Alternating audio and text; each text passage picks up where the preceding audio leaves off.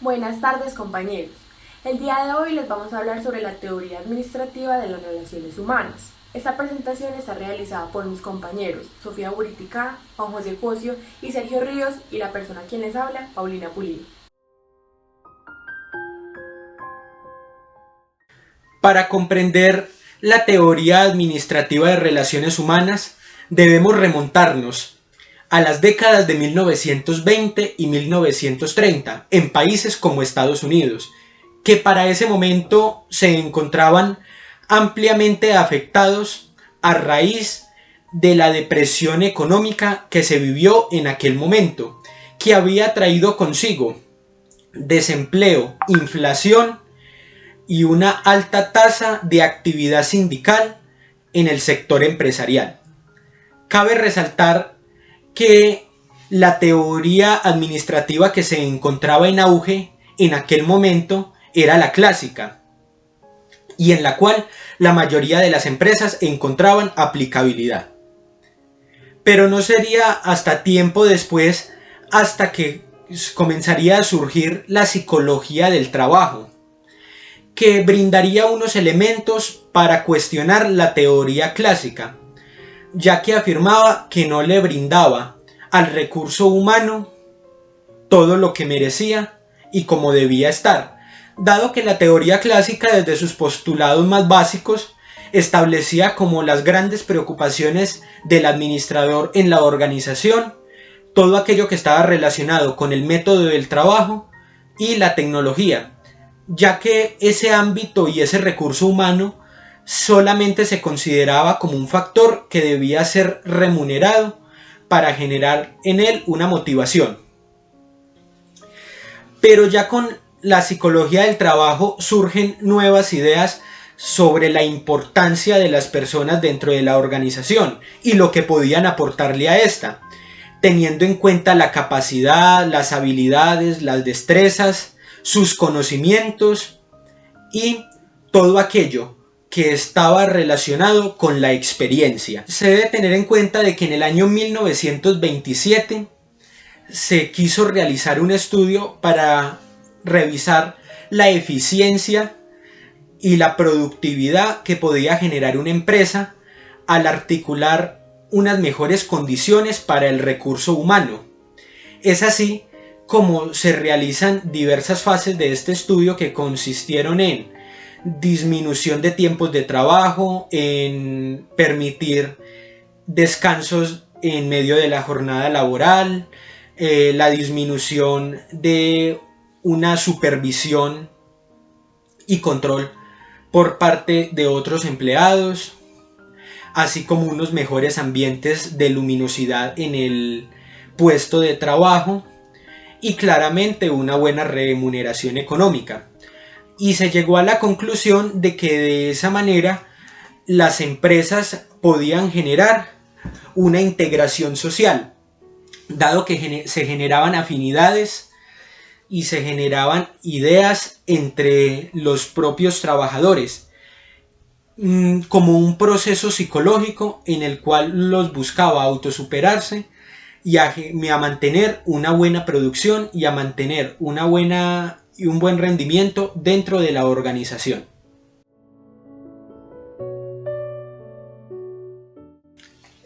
Entre los principales exponentes de la teoría administrativa de relaciones humanas se destaca, por ejemplo, Elton Mayo, quien sería el pionero del experimento e investigación mencionado anteriormente, que se llevó en una empresa en Chicago, en Estados Unidos, conocido también como el experimento Hawthorne. Encontramos, por otro lado, a la señora Mary Parker, quien sería una psicóloga y trabajadora social estadounidense, quien tendría como idea o postulado que no existe una única fórmula universal para realizar un trabajo dentro de una organización o toma de decisiones, sino que todo depende del contexto, el problema o el ámbito desde el cual se esté observando o esté contextualizado la situación, así como también la importancia de la gerencia participativa dentro de la empresa, teniendo en cuenta los conocimientos o las sugerencias que podrían hacer los empleados, que le permitiría al administrador una mejor toma de decisiones. A continuación, vamos a ver los objetivos principales de la teoría. Lo primero es resaltar que fue una teoría fundamentada en la experimentación con los empleados. De allí que su objetivo principal estuviera señalado por resultados o sus creadores. En este caso, la teoría de relaciones humanas estuvo guiada por el experimento de Delton Mayo, el cual fundamentaba que el objetivo principal de la teoría debía ser evaluar cómo las condiciones del entorno afectaban en la productividad de los empleados. Con esto se buscaba definir si elementos como la iluminación, las relaciones sociales, los olores o los espacios de trabajo afectaban en la productividad o el rendimiento que tenía la empresa.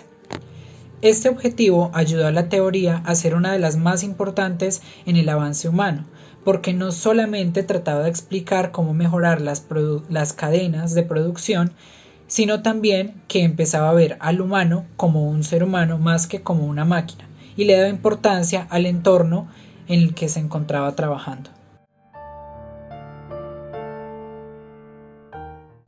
Gracias a este objetivo principal se formaron 4 características muy importantes. La primera era el estudio del ser humano. Se entendió que para poder generar un avance económico, primero debía entenderse por completo a esa herramienta que ayudaba al avance, por lo cual se hizo profundidad en el estudio de las ciencias humanas, haciendo énfasis en dejar de ver a las personas como máquinas o empresas para empezar a verlas como grupos humanos. La segunda eran los sistemas psicológicos.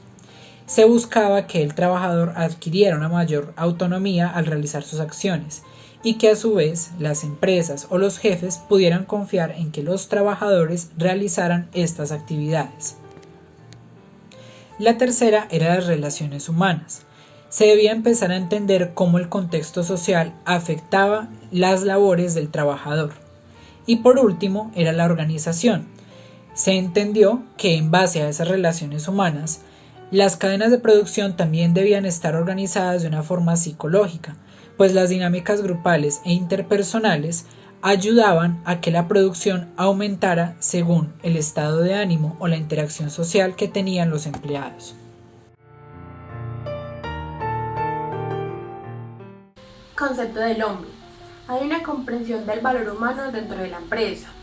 Surge el concepto de hombre social, en donde el trabajador tiene relaciones interpersonales.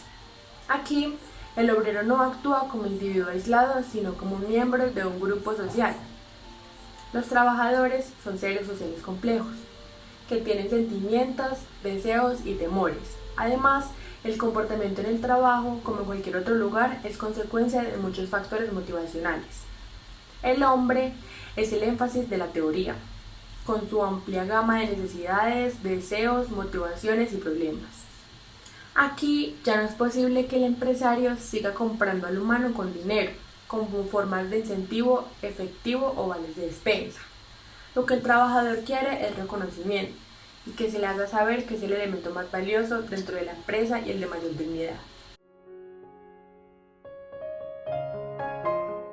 Los aportes.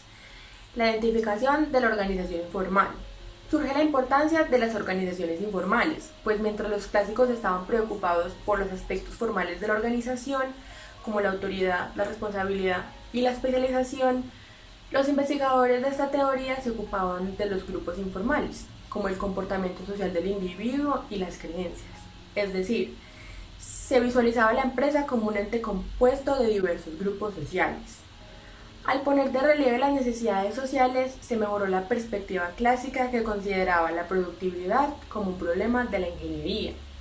Además, permitió la participación de los empleados en la toma de decisiones. Los investigadores también recalcaron la importancia del estilo del gerente y con ello revolucionaron la formación de los administradores.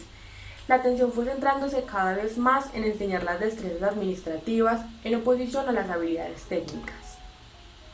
También su trabajo hizo renacer el interés por la dinámica de grupo, los administradores empezaron a pensar en pro a los procesos y premios de grupo para completar su enfoque anterior en el individuo.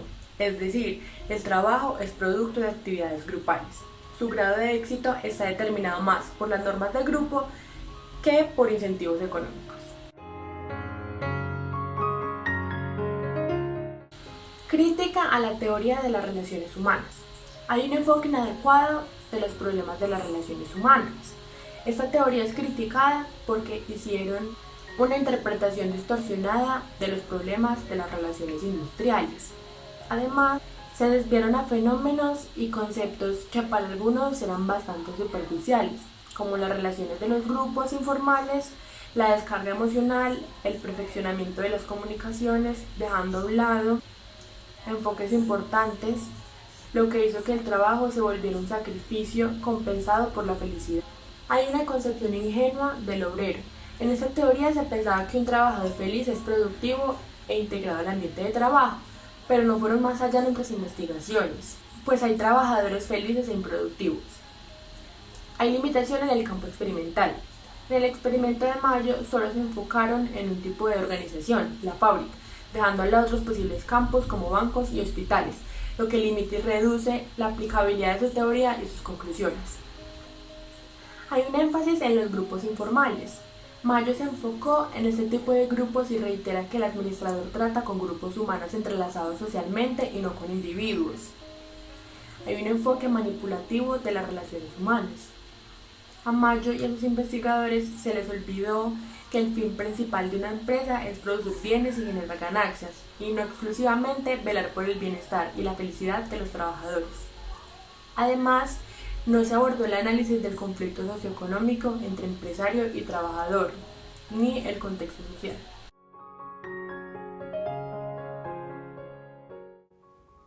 Ya para finalizar, nos gustaría comentar desde nuestra perspectiva cuál es la importancia y la relevancia que tiene esta teoría en la actualidad. Para eso, me gustaría que retomáramos dos conceptos que mis compañeros explicaron anteriormente.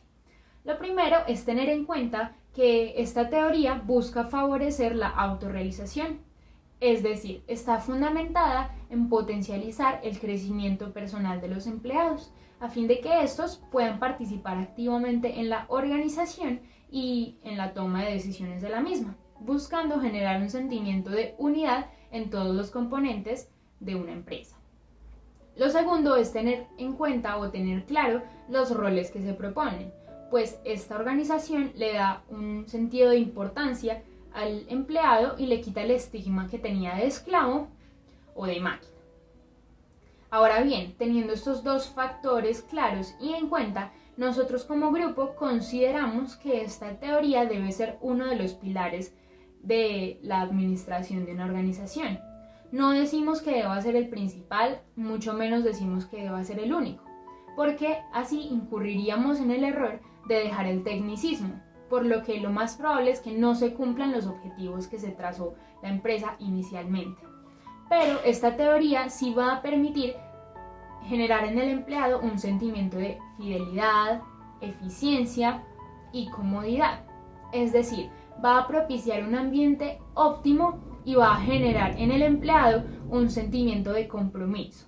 No un compromiso porque va a recibir un sueldo, sino un compromiso porque sabe que su empresa está comprometida con su desarrollo personal y con sus intereses como individuo. Además, como dijo Elton Mayo, el padre de la teoría de las relaciones humanas, quien no toma en cuenta al elemento humano está condenado al fracaso. Además, les agradecemos toda su atención y estamos atentos a cualquier pregunta que tengan.